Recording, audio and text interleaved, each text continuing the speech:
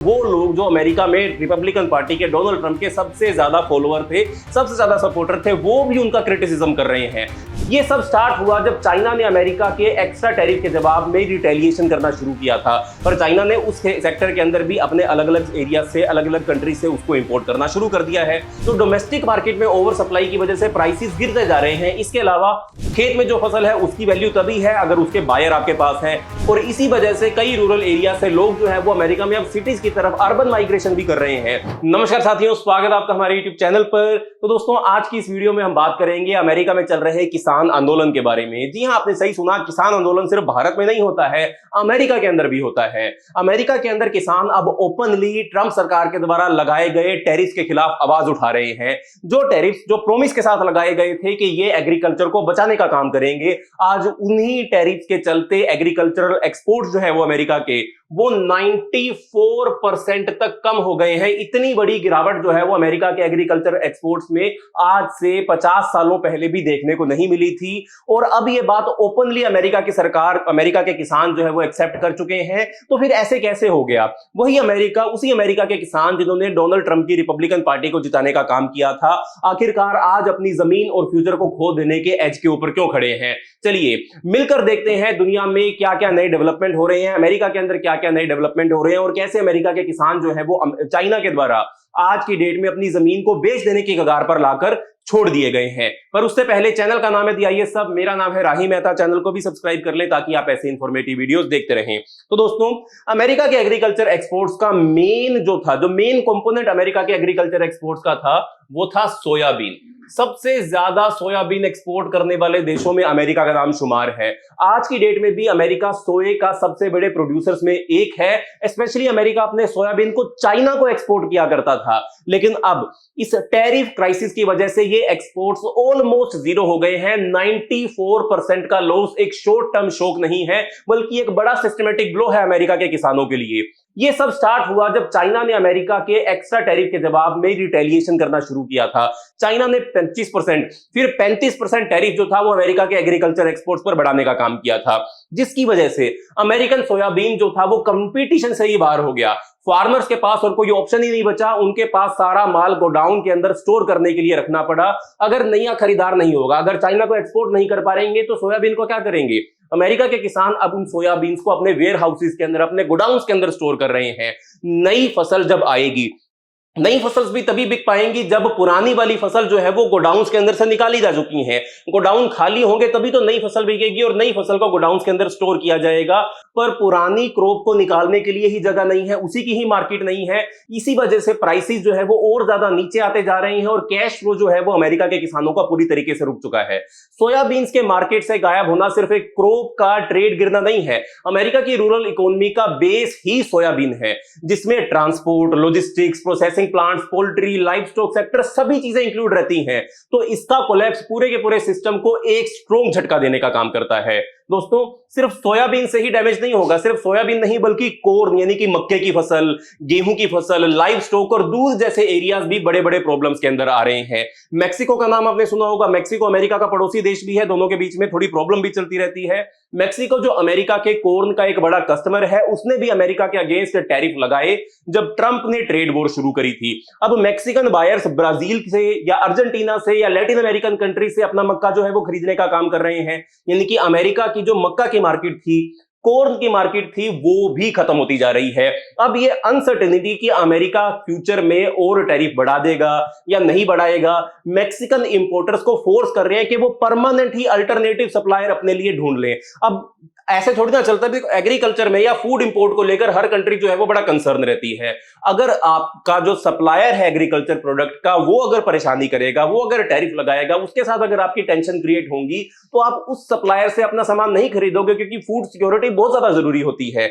अगर लोग खाना ही नहीं खाएंगे तो जिएंगे कैसे? आपकी ह्यूमन कैपिटल कैसे काम करेगी? इसलिए मैक्सिको जो है वो अल्टरनेट सप्लाई चेन ढूंढ रहा है। मैक्सिको के लिए ब्राजील, मेक्सिको के लिए अर्जेंटीना, लैटिन अमेरिकन कंट्रीज ज्यादा स्टेबल सप्लाई का काम करेंगी। वैसे ही चाइना के लिए, चाइना भी अब अल्टरनेटिव एरिया से सोयाबीन खरीद रहा है ताकि अमेरिका के इस ट्रेड टैरिफ से, इस ट्रेड बैरियर, इस ट्रेड वॉर से भी बचा जा सके।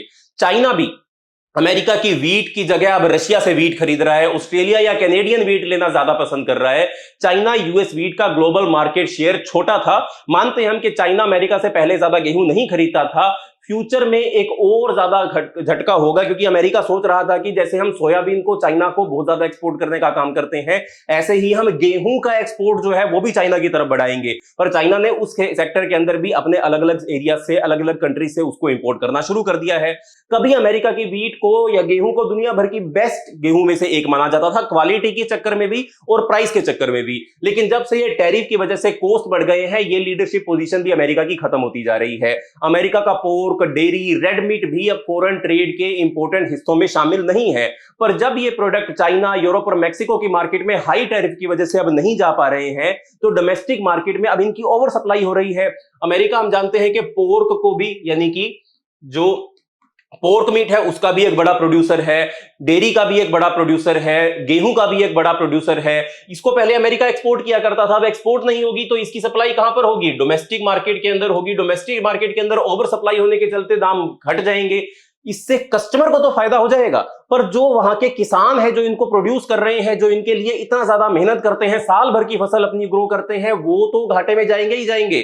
तो डोमेस्टिक मार्केट में ओवर सप्लाई की वजह से प्राइसेस गिरते जा रहे हैं। इसके अलावा सोयाबीन का प्राइसेस, मेन तो जो उतार चढ़ाव उसके अंदर आता है वो एनिमल फीड के अंदर भी इस्तेमाल होता है। सोयाबीन को पोर्क इंडस्ट्री के अंदर भी इस्तेमाल किया जाता है, एनिमल फीड के अंदर भी इस्तेमाल किया जाता है, लाइव स्टॉक के लिए भी इस्तेमाल किया जाता है, काउस को ग्रो करने के लिए, पिग्स को ग्रो करने के लिए। पर अब उसका खर्चा भी फ्लक्चुएट होगा। सोया की प्राइसेस बढ़ेंगी तो किसानों को फायदा होगा, बट वहीं अगर उनके आउटपुट की दाम जो है वो कम हो जाएंगे तो वो ओवरऑल वापस उसी स्टेज के ऊपर आकर खड़े हो जाएंगे। ये फार्मर्स के लिए डबल टेंशन है। एक तो आपका माल बाहर सेल नहीं हो रहा है, ऊपर से आप खुद के खर्चे को बढ़ा भी रहे हो और खुद के खर्चे को फ्लक्चुएट होता भी देख पा रहे हो। चाइना ने अमेरिका के डेयरी प्रोडक्ट्स पर भी 50% का टैरिफ लगा दिया। इसी वजह से यूएस के मिल्क प्रोड्यूसर ने अपना लगभग पूरा का पूरा चाइनीज मार्केट जो है वो खो दिया है। अब अमेरिका के जो डेयरी प्रोड्यूसर्स हैं वो चाइना के अंदर अपना माल सप्लाई कर ही नहीं पा रहे हैं। ऐसे में न्यूजीलैंड चाइना के ज्यादा नजदीक भी है, चाइना से अमेरिका के मुकाबले में न्यूजीलैंड की दूरी जो है वो कम है। न्यूजीलैंड ने चाइना के डेयरी प्रोडक्ट की मार्केट को लगभग पूरी तरीके से कैप्चर कर लिया है। ऐसे में जितने ज्यादा टैरिफ वॉर बढ़ेगी, जितने ज्यादा टैरिफ का इशू बढ़ेगा, उतना ही डेयरी प्रोडक्ट्स के केस के अंदर भी अमेरिका अपना मार्केट सरप्लस जो है वो खो देगा, चाइना की मार्केट को खो देगा। जब एक्सपोर्ट्स वीक हो जाते हैं तो अमेरिका के डोमेस्टिक मार्केट में कंपनीज को प्राइसेस भी कम करने पड़ते हैं और इससे प्रोड्यूसर्स की ऑलरेडी छोटी सी प्रॉफिट मार्जिन और भी कम हो जाती है। सीधा सा मतलब अगर मैं इसका आपको बताऊं, हर प्रोडक्ट के लिए नए एक्सपोर्ट मार्केट अब अमेरिका के द्वारा भी ढूंढे जा रहे हैं, लेकिन इतने कम टाइम में नए बायर्स मिलना बहुत ही ज्यादा मुश्किल होता है और इसी वजह से फार्मर्स का फ्रस्ट्रेशन जो है वो और ज्यादा बढ़ गया है। खेत में जो फसल है उसकी वैल्यू तभी है अगर उसके बायर आपके पास हैं, स्पेशली ग्लोबल मार्केट के अंदर अगर उसके पास आपके बायर हैं। जब एक्सपोर्ट्स गिर जाता है तो इसका नेगेटिव इंपैक्ट एक डोमिनो की तरह काम करता है और हर सेक्टर के अंदर इसका इफेक्ट आपको देखने को मिलेगा। कोऑपरेटिव सेक्टर के अंदर जो फार्मर से माल लेते हैं, उसको प्रोसेस करते हैं, उसको एक्सपोर्ट करते हैं, वो भी इससे सफर करेंगे। जब फॉरेन ऑर्डर्स कैंसिल हो जाते हैं तो कॉर्पोरेटिव्स हैं उनकी इनकम भी तो कम हो जाती है, उनका कैश फ्लो भी तो रुक जाता है। जो फार्मर्स ने प्रॉफिट के सपने के साथ लोन लेकर अपना काम किया था वो रीपेमेंट नहीं कर पाएंगे, वो बैंक को पैसा वापस नहीं कर पाएंगे क्योंकि उनको माल बेचने के लिए पैसा मिल ही नहीं पा रहा है। फिर बैंक्स के पास डिफॉल्ट के वेव से एकदम बाढ़ आ जाएगी, बैंक्स के पास जितने भी किसान थे वो अपना कर्जा वापस नहीं कर पाएंगे तो बैंक्स भी कर्जे के अंदर, बैंक्स की भी समस्या, ट्रैक्टर मशीनरी बनाने वाली कंपनियों की भी समस्या, फार्मर्स के पास अब कुछ नहीं बचेगा, इन कंपनीज के पास भी कुछ नहीं बचेगा। Logistic, godown, ship loading, trucking, यहां तक कि गांव के रेस्टोरेंट्स तक, उनकी शॉप्स तक भी लोग आपको दिखाई नहीं दे रहे हैं। अमेरिका के अंदर हर जगह क्राइसिस पहुंचता जा रहा है, स्पेसिफिकली रूरल एरियाज के अंदर। और इसी वजह से कई रूरल एरिया से लोग जो है वो अमेरिका में अब सिटीज की तरफ अर्बन माइग्रेशन भी कर रहे हैं। इनकम लॉस होने की वजह से फैमिलीज के लिए बच्चों को कॉलेज भेजना या हॉस्पिटल बिल्स भरना भी एक लग्जरी बन रहा है। कुछ एरियाज में सुसाइड रेट्स अमेरिका के अंदर बढ़ रहे हैं, बिल्कुल वैसे ही जैसे 1980s में, शायद आपको पता नहीं होगा पर 1980s में भी एक एग्रेरियन क्राइसिस अमेरिका के अंदर आया था। उस दौरान जो सुसाइडल केस बढ़े थे वैसे सुसाइडल केस अब दोबारा बढ़ रहे हैं। हर एक कोलैप्स की कहानी का एक ही सवाल होता है, या एक ही सवाल हर एक कोलैप्स की कहानी उठाती है, क्या अगला सीजन, अगली फसल जो है वो बेटर हो पाएगी? लेकिन ज्यादातर एक्सपर्ट्स अब ये वार्न कर रहे हैं कि अमेरिका ने जो मार्केट्स खो दिए हैं वो शायद ही अमेरिका वापस कैप्चर कर पाएगा। जब से ट्रेड वॉर स्टार्ट हुई है तब से सरकार ने कई सारे एड पैकेजेस अनाउंस किए थे फार्मर्स के लिए, लेकिन ज्यादातर फार्मर्स इन्हें सिर्फ एक पॉलिटिकल स्टंट या टेम्परेरी जो है वो बेनिफिट बोल रहे हैं। 3 महीने हो गए सरकार को बने को, डोनाल्ड ट्रंप को आए को 3 महीने से भी ऊपर हो गया। कई सारे पैकेजेस उन्होंने अनाउंस किए, पर एक पैसा भी अभी तक किसानों के खातों में उनके पहुंच नहीं पाया है। जो पुराने पैकेजेस थे उनका पैसा भी नहीं आ रहा, नए पैकेजेस का पैसा भी नहीं आ रहा। और इनमें से कई सारे एड पैकेजेस तो ऐसे हैं जो सिर्फ न्यूज में ही छपे थे, एक्चुअल में उनसे रिलेटेड कोई भी बिल अमेरिका के अंदर पास ही नहीं किया गया था। सिर्फ ये बोला जा रहा है कि शॉर्ट टर्म में एक सीजन बचाने के लिए आपको हेल्प दी जाएगी, लेकिन उसके बाद दोबारा कोई एड आएगा उसका कोई भरोसा अमेरिका की सरकार नहीं दे रही है। इसलिए रूरल एरियाज में उम्मीद बहुत कम बच गई है। ज्यादातर लोग नहीं मानते कि टैरिफ जो है वो जल्दी हटेंगे और क्राइसिस जो है वो जाएगा एक दिन। लोग सोचते हैं कि वैसे फार्मर्स जो है वो हमेशा पॉलिटिक्स से परेशानी रहते हैं, जितनी ज्यादा पॉलिटिक्स बढ़ती है उतना ज्यादा किसान जो है वो इस पॉलिटिक्स से परेशानी होता है। अमेरिका का सेंट्रल पार्ट हो गया जहां फार्मिंग और रेंचिंग का मेन काम होता है, वो लोग जो अमेरिका में रिपब्लिकन पार्टी के डोनाल्ड ट्रंप के सबसे ज्यादा फॉलोअर थे, सबसे ज्यादा सपोर्टर थे, वो भी उनका क्रिटिसिज्म कर रहे हैं। कई स्टेट्स में फार्मर्स ने तो ट्रैक्टर्स लेकर सिटी के बीच में बड़ा रोड ब्लॉक भी करने का काम किया, चक्का जाम करने का भी उन्होंने काम किया, बैनर्स लेकर मीडिया की अटेंशन लेने की उन्होंने कोशिश करी ताकि लोग जो है वो मीडिया के अंदर आए, किसानों की बात मीडिया सुने और वो मीडिया के थ्रू इंटरनेशनल पॉलिटिक्स तक या डोनाल्ड ट्रंप के कानों तक वो बात पहुंचे। मजेदार बात यह है कि ये वही एरियाज है जहां से प्रेसिडेंट ट्रंप की पार्टी को सबसे ज्यादा वोट मिलते हैं। अब फार्मर्स और एग्रीकल्चर वर्कर्स में मेनली क्लियर डिवीजन अमेरिका के अंदर दिखाई दे रहा है। कुछ लोग कहते हैं कि चलो थोड़ा वेट कर लेते हैं, जल्दी ही डोनाल्ड ट्रंप के इस टैरिफ वॉर का रिजल्ट देखने को मिलेगा, इकोनॉमी ग्रो करेगी और सारा क्राइसिस खत्म हो जाएगा। पर जो समझदार व्यक्ति है वो जानता है कि इस टैरिफ वॉर से कुछ भी हासिल होने वाला नहीं है। कुछ पॉलिटिशियन अभी भी ये कह रहे हैं कि बस थोड़ा सा पेशेंस रखो और सब कुछ हासिल हो जाएगा, पर भैया पेशेंस उसके लिए नहीं बना हुआ होता है जिसका गुजारा अपनी खेती से ही चलता हो। तो दोस्तों, ऐसे में अमेरिका की इस पूरी की पूरी एग्रीकल्चर क्राइसिस में चाइना का सबसे बड़ा हाथ कैसे है? आप इस चार्ट को एक बार देखिए। 2022 की अगर हम बात करें तो चाइना अमेरिका से लगभग $43 बिलियन के एग्रीकल्चर एक्सपोर्ट्स या एग्रीकल्चर इंपोर्ट्स करता था।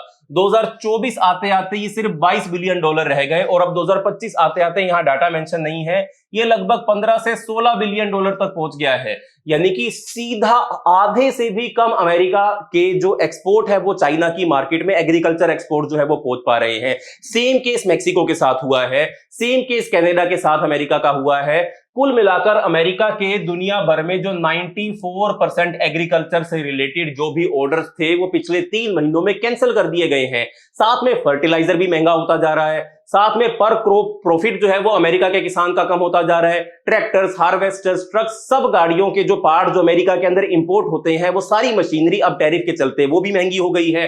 यानी एक तरफ प्रोड्यूसर के प्राइस गिर रहे हैं, दूसरी तरफ उनका इनपुट कॉस्ट बढ़ रहा है। ये फार्मर्स के लिए डबल ट्रैप हो गया। और जब माइग्रेंट लेबर पॉलिसीज टाइट हो गई हैं तो सीजनल वर्कर्स भी अमेरिका के अंदर नहीं मिल रहे हैं। आपने सुना होगा कि इलीगल माइग्रेंट्स के खिलाफ अमेरिका की सरकार के अंदर काफी ज्यादा बड़ा, कह लो कि इलीगल माइग्रेंट्स के खिलाफ अमेरिका की सरकार काफी ज्यादा बोल्ड स्टेप्स ले रही है। 15 लाख से ज्यादा लोगों को पकड़ने का प्लान है। अमेरिका की सरकार का प्लान है कि हर दिन मिनिमम से मिनिमम 3000 इलीगल माइग्रेंट्स को आइडेंटिफाई किया जाए, पकड़ा जाए और उनको वापस भेजने की तैयारी शुरू की जाए। एक दिन में 3000। ये इलीगल माइग्रेंट्स ही तो अमेरिका के फार्म में लेबर के रूप में काम करते हैं, सस्ती लेबर के रूप में काम करते हैं, जिससे एग्रीकल्चर के प्राइसेस को कम रखने में मदद मिलती है। अब ये माइग्रेंट्स ही नहीं मिलेंगे तो लेबर नहीं मिलेगी, लेबर नहीं मिलेगी तो भैया एग्रीकल्चर में काम कैसा होगा? तो आपको अमेरिकन लेबर को हायर करना पड़ेगा जो कि बहुत महंगी होती है। तो ऐसे में 1980s के दौरान भी अमेरिका में एक ऐसा सीवियर फार्म क्राइसिस आया था जब हाई इंटरेस्ट रेट और एग्रीकल्चर डेट ने प्रेशर क्रिएट करने का काम किया था। उस टाइम भी मिलियंस ऑफ फैमिलीज जो थी वो अमेरिका की किसान फैमिलीज वो बैंकरप्ट हो गई थी, सुसाइड रेट बढ़ गए थे और गांव के गांव जो थे वो खाली हो गए थे। और एक वैसा ही सीन हमको वापस दिखाई दे रहा है, बस वजह इस बार टैरिफ है। ये बात सीरियसली टेंशन वाली है कि बैंक्स में एग्रीकल्चर लोन्स का डिफॉल्ट रेट अमेरिका में 20% तक पहुंच चुका है। ये भी 1980 में पहली बार हुआ था। जो बड़ी जो कॉर्पोरेट एग्रीकल्चरल कंपनीज हैं वो शायद कुछ टाइम तक अपने लॉसेस को मैनेज कर लेंगी, लेकिन जो छोटी छोटी फैमिलीज हैं एग्रीकल्चर के साथ जुड़ी हुई उनको सबसे ज्यादा खतरा है। चाहे लोग कहें कि इस बार सिचुएशन अलग है, लेकिन रियल डाटा हमको क्लियरली दिखाता है कि 1980s वाली सिचुएशन दोबारा आने वाली है या आ चुकी है। 94% का एक्सपोर्ट कोलैप्स सिर्फ एक नंबर नहीं है, ये एक सिंबल है रूरल अमेरिका के दर्द का। जब एक्सपोर्ट नहीं होते तो फार्मर्स की इनकम खत्म हो जाती है और जब प्रॉफिट नहीं होता तो उसके आसपास के सारे सपोर्ट सेक्टर जैसे कि ट्रांसपोर्टेशन, वेयर हाउसिंग, मंडी सब गिर जाते हैं। यही टैरिफ इकोनॉमी को इंप्रूव करने के बजाय उल्टा इफेक्ट डाल रहे हैं। और एक बार फिर यह सवाल उठता है कि इससे सुधार कैसे आएगा।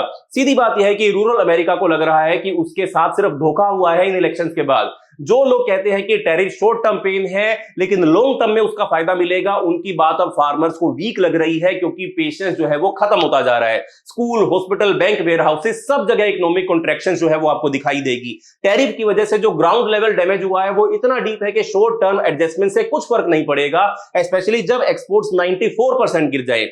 अब देखना यह है कि ये ट्रेड वॉर अमेरिकन एग्रीकल्चर को ऊपर कब लेकर जाएगी और लेकर जाएगी भी या नहीं लेकर जाएगी। तो दोस्तों, ये था हमारा आज का एनालिसिस। अगर आपको वीडियो पसंद आई हो तो वीडियो को लाइक करें, वीडियो को शेयर करें, चैनल को सब्सक्राइब करना मत भूलें। मिलते हैं अगली वीडियो के अंदर, तब तक के लिए बाय बाय, धन्यवाद, जय हिंद।